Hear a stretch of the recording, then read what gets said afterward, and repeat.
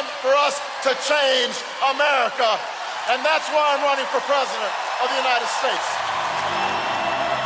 Le jour qu'il sera élu, parce qu'il sera élu, nous avons de l'espoir. Ce jour-là, je crois que les cœurs vont s'arrêter.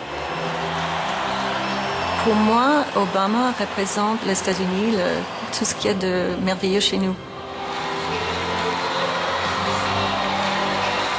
Je vais vous donner une formule, c'est que je puisse dire au lendemain des élections, waouh, ils l'ont fait.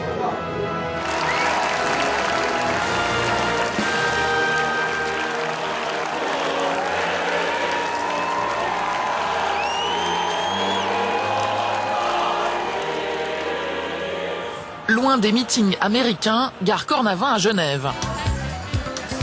Au sous-sol, un petit coin d'Afrique, quelques échoppes, des coiffeurs, c'est Little Harlem. Ici, on a déjà choisi son candidat. La campagne américaine ne laisse pas indifférent. Ça me touche énormément parce que j'ai mes amis qui vivent aux États-Unis et puis j'estime que tous les Américains ont le droit d'avoir leur sécurité sociale.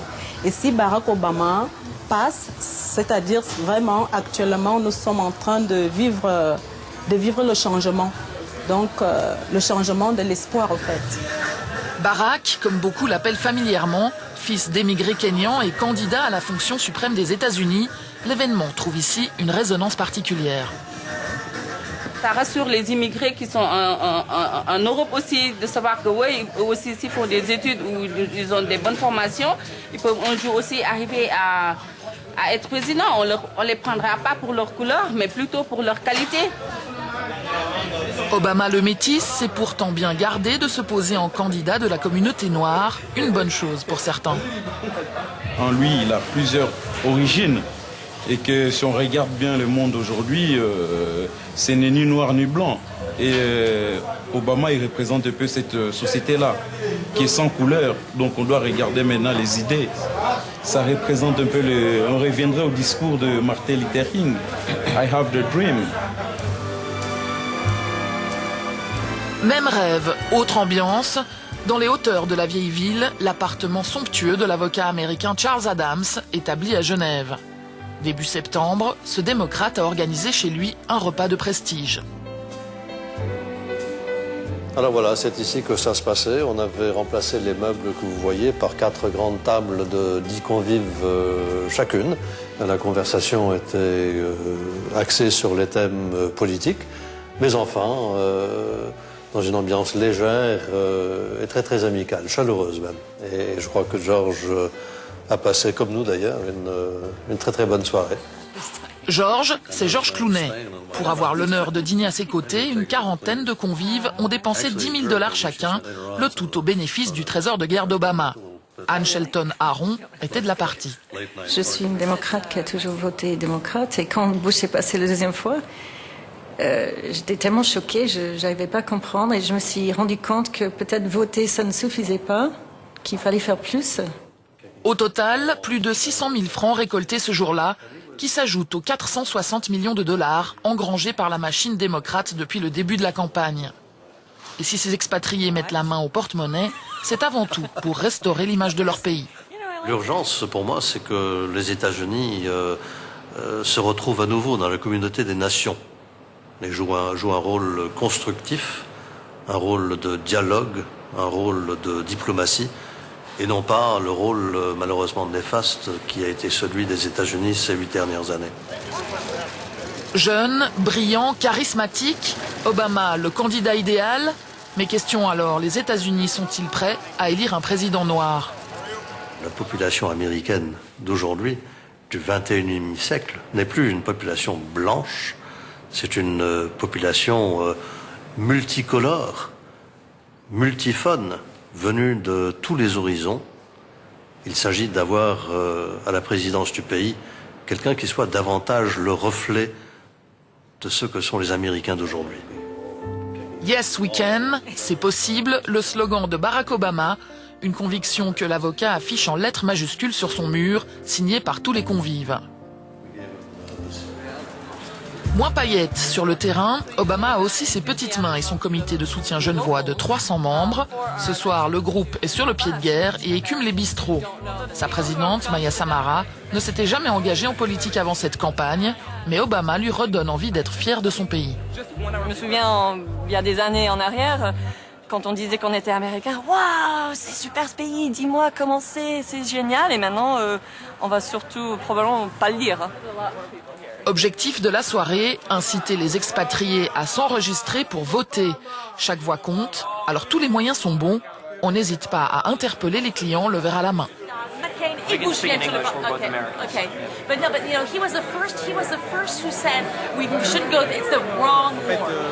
Pour moi, c'est un candidat du changement. Et moi, je tiens à ce changement.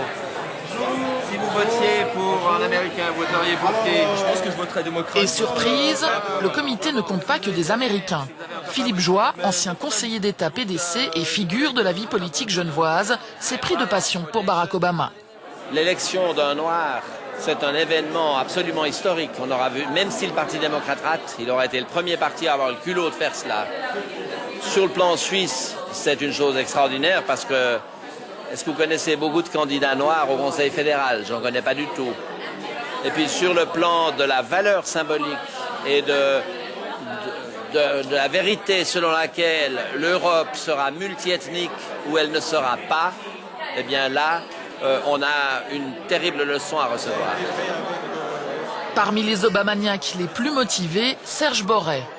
Congolais, il ne pourra pas voter le 4 novembre, mais il est intarissable pour vendre son candidat favori. Donc, vos amis des États-Unis d'Amérique, ils peuvent s'enregistrer depuis ici. Mais moi, je me demande, avec ça, on peut voter ce qu'on veut. Donc on peut voter McCain si on veut. Un prosélytisme diversement apprécié, mais il en faut plus pour décourager Serge Borret.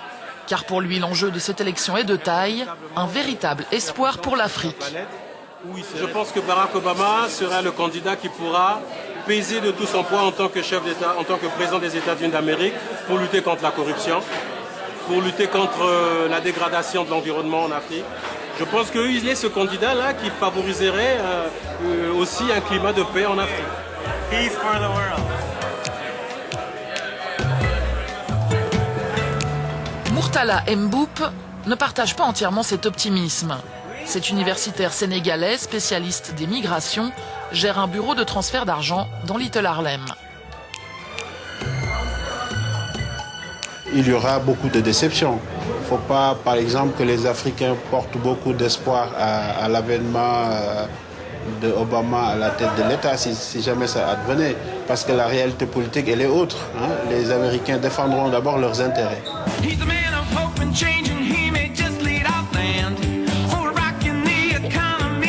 Qu'il gagne ou perde ses élections, Barack Obama est déjà devenu une icône, un symbole bien au-delà de ses frontières. Symbole qui résonne jusque dans ce studio d'enregistrement genevois. Le rappeur Mam teste les morceaux de son nouvel album avec ses amis. Au détour d'une rime, il est là aussi question du candidat démocrate.